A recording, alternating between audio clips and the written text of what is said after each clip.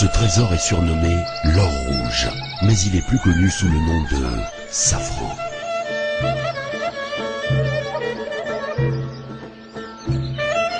C'est au premier rayon du soleil que la récolte a lieu, juste à temps pour cueillir le crocus sativus, à l'aube de son épanouissement.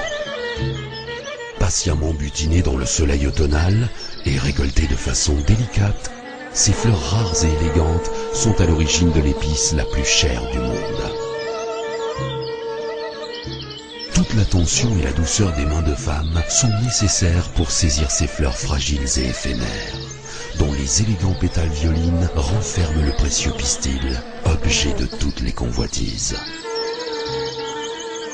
Le temps lui est compté, d'autant plus que sa floraison s'étale sur une poignée de semaines seulement.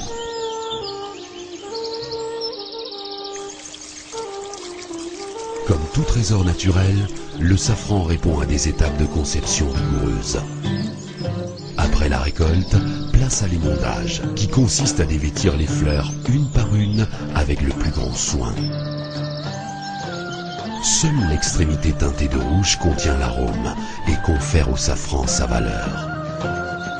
Pour ne conserver que le précieux filament, source de cette poudre aromatique noble, le geste doit être doux et précis.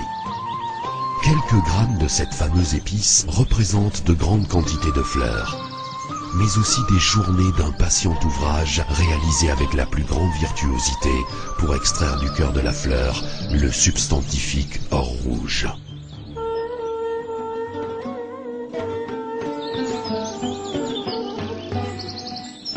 Cultivé pour la première fois dans les provinces grecques, le safran, pourtant originaire du Moyen-Orient, est très recherché en gastronomie. Il est utilisé dans nombre de recettes et s'achète pour cela à prix d'or. Trésor aromatique, il colore et parfume les mets les plus raffinés. Son goût unique, fait d'arômes de cèdre, de poivre et de notes florales, lui vaut le titre de roi des épices. Ce souverain a trouvé une place de choix dans un royaume où l'hospitalité, la gastronomie et la nature règnent en maître absolu.